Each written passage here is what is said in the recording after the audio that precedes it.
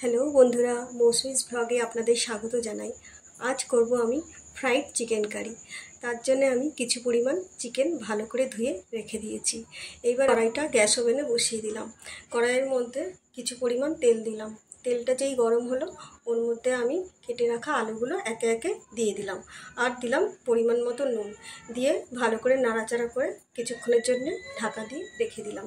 কিছুক্ষণ পর আলগা করে আলুগুলো আমার যেই লাল লাল করে ভাজা হলো, আমি এক এক করে সব তুলে অন্য পাত্রে নিয়ে নিলাম। এইবার আমি মাংসটাকে ম্যারিনেট করে নেব। মাংসের মধ্যে দিয়ে দিলাম প্রথমে পরিমাণ মতো নুন দিলাম, হলুদের গুঁড়ো দিলাম, লঙ্কার গুঁড়ো দিলাম, আর পাতিলেবু ভালো করে চিপে মাংসটা আমি ভালো করে ম্যারিনেট করে নিলাম। আর দিলাম কিছু পরিমাণ সর্ষের তেল দিয়ে আর একটু ভালো করে ম্যারিনেট করে আমি 15 মিনিটের জন্য ঢাকা দিয়ে রেখে দিলাম। এইবার আমি কড়াইটা আবার গ্যাস ওভেনে বসিয়ে দিলাম। দিয়ে মাংসটা ভালো মতো ম্যারিনেট হওয়ার পর আমি ওই তেলের মধ্যে চিকেনগুলো এক এক করে সব দিলাম। দিয়ে আমি লাল লাল করে ভেজে অন্য পাত্রে তুলে নিলাম। এইভাবে পুরোটা চিকেনই আমি ভেজে নিলাম। ওই তেলের থেকে আমি কিছু পরিমাণ তেল সাইড করে রেখে দিলাম, কারণ তেলটা আমার বেশিই ছিল। এবার ওই তেলের মধ্যে আমি দিয়ে দিলাম দুটো শুকনো লঙ্কা, তেজপাতা, আর দিলাম লবঙ্গ, দারচিনি আর এলাচ। দিয়ে একটু নাড়াচাড়া করলাম। কিছুক্ষণ পর ওর মধ্যে আমি কেটে রাখা পেঁয়াজগুলো দিলাম। দিয়ে ভালো করে নাড়াচাড়া করলাম। যতক্ষণ না পেঁয়াজগুলো লাল লাল হয় ততক্ষণ আমি সময় দিলাম।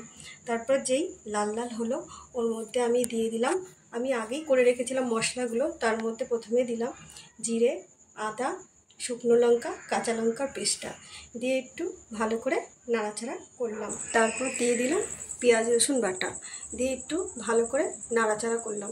যে একটু লাল লাল হলো ওর মধ্যে দিয়ে দিলাম 3 চামচ হলুদের গুঁড়ো, 1 চামচ লঙ্কার গুঁড়ো, আর দিলাম স্বাদ মতো নুন গুঁড়ো। দিয়ে আবার একটু ভালো করে নাড়াচাড়া করলাম। এবার মশলাটা দিয়ে যে একটু তেল ছেড়েছে তখন দিয়ে দিলাম টমেটো পেস্টটা দিয়ে আবার একটু নাড়াচাড়া করলাম। যতক্ষণ না মশলাটা দিয়ে তেল ছাড়ে ততক্ষণ আমি সময় দিলাম। এবার যেই মশলাটা দিয়ে তেল ছেড়েছে তখন আমি চিকেনগুলো সব একে একে ওর মধ্যে দিলাম।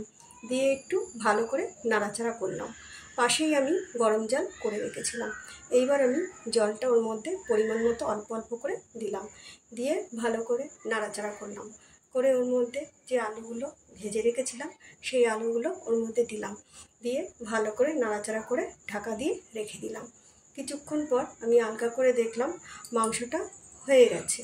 তখন ওর মধ্যে দিলাম 1 চিমটি মতো চিনি। চিনিটা দিলে কালারটা ভালো আসে। আর দিলাম অল্প পরিমাণে গরম মশলা দিয়ে ভালো করে নাড়াচাড়া করে লো স্টিম দিয়ে ঢাকা দিয়ে কিছুক্ষণের জন্য রেখে দিলাম। এইভাবে আজকের রান্নাটা শেষ করলাম। বন্ধুরা, আপনাদের যদি ভিডিওটা ভালো লাগে তাহলে লাইক, কমেন্টস, শেয়ার আর সাবস্ক্রাইব করে দেবেন।